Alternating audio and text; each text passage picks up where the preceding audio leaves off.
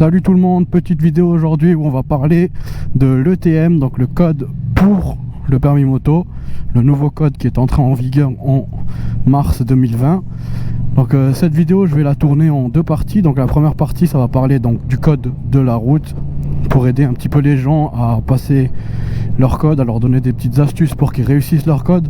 Et la deuxième partie ça va parler du plateau et de la conduite, parce que tout simplement la conduite on n'a pas grand chose à dire, donc je la regroupe avec le plateau où là il y a quand même quelques petites choses à dire. Il y a surtout eu quelques changements aussi pour ceux qui connaissent le permis moto d'avant 2020. Il y a eu quelques changements en 2020 pour le plateau, pour la conduite et aussi le nouveau code, donc c'est de ce dont on va parler tout de suite. Alors le code de la route, pourquoi j'en fais une vidéo à part en fait du plateau et de la conduite, parce que en général quand on se lance dans le permis, pour beaucoup de gens c'est un peu l'épreuve qui fait peur, c'est l'épreuve qui stresse un petit peu. On a beaucoup de gens ont peur de rater cette épreuve, alors qu'en fait c'est peut-être la plus facile au final. C'est juste que c'est juste à apprendre et un peu de logique. Donc moi je vais essayer de vous expliquer comment avoir votre thème rapidement et surtout vous essayer de vous faire prendre confiance et conscience que ce n'est pas très compliqué comme épreuve et qu'il ne faut pas se stresser pour ça.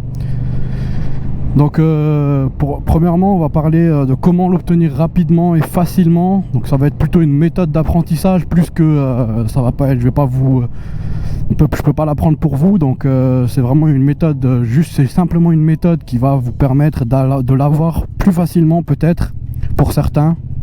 C'est en tout cas la méthode que moi j'ai utilisée. Et pour vous donner par exemple mon cas personnel, en 15 jours je m'étais inscrit le 27 juillet, je crois que le 13 août 2020 j'avais reçu mon code quoi. Donc c'était une quinzaine de jours. Donc franchement cette méthode a bien marché pour moi. Donc la méthode consiste à du coup aller chercher votre livre en auto-école. Si vous l'utilisez pas, si vous ne faites pas votre code à l'auto-école, c'est pas grave, vous aurez sûrement un livre numérique avec les différentes entreprises qui proposent aujourd'hui le code là en ligne. Donc vous aurez un livre avec tout ce qu'il faut apprendre pour le jour de l'examen. Bien sûr vous n'aurez pas toutes les questions ne seront pas posées.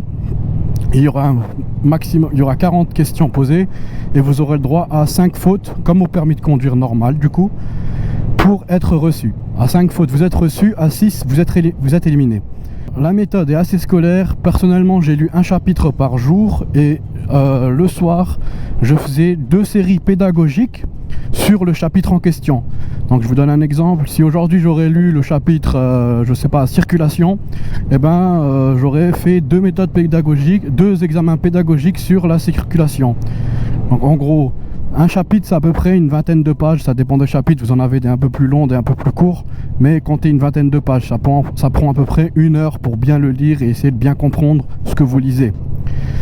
Ensuite, vous avez lu votre chapitre, vous allez sur votre site que vous aura fourni soit de votre auto-école ou soit votre site pour faire des questions examens, des questions pédagogiques, etc.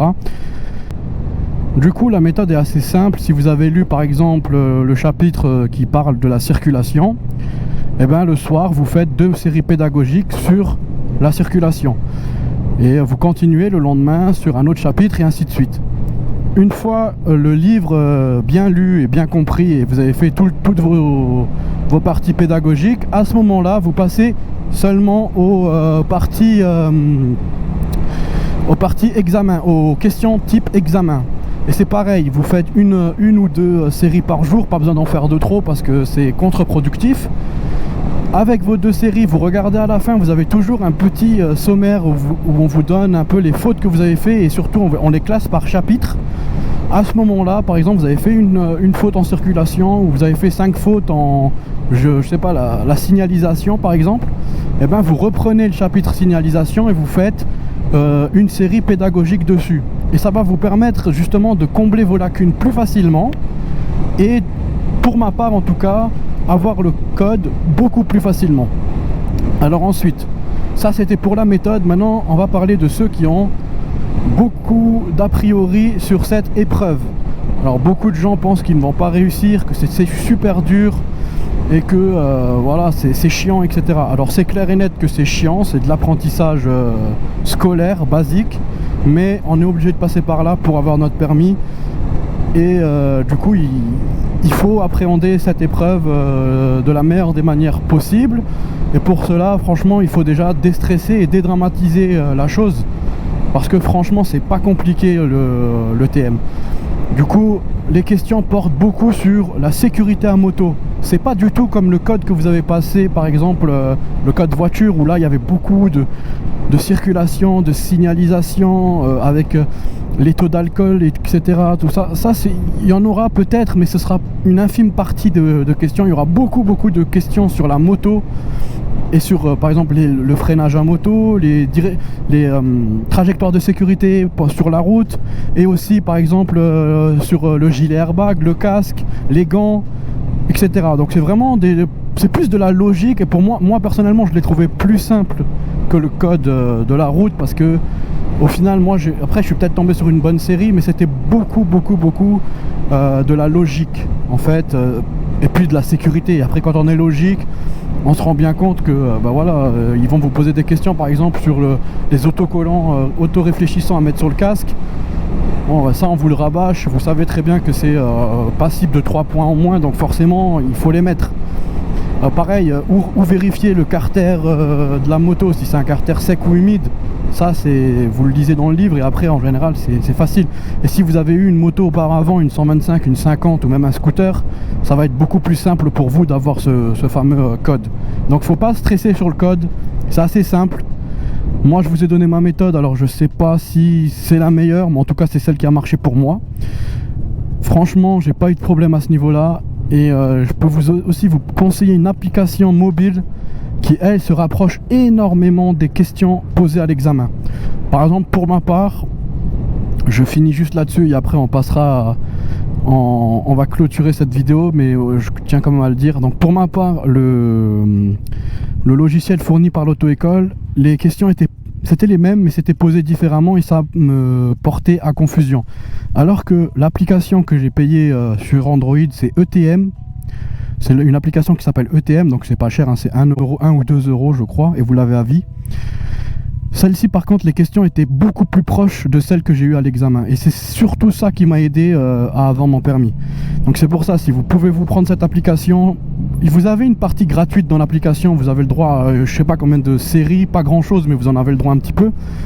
Et vous avez surtout la partie payante, où là vous avez énormément de séries proposées, et franchement ça vaut le coup pour 2 ou 3 euros. Si ça peut vous aider à avoir votre code, franchement faites-le. Donc l'application, c'est l'application ETM sur Android et Apple, et voilà quoi, c'est comme ça que j'ai eu mon code moi. Alors j'espère que cette vidéo vous aura aidé, plu. Si ça vous a plu, mettez un petit like. Si ça vous a aidé, je suis très content. Et on se retrouve pour la partie 2 pour parler du plateau, les modifications qu'il y a eu sur le plateau, et aussi un peu de la conduite. Mais il n'y a pas grand chose à dire sur la conduite, mis à part le fait qu'elle a été rallongée de 10 minutes. Mais ça c'est plus à l'appréciation du moniteur, de l'inspecteur qu'autre chose quoi. Merci beaucoup, ciao ciao.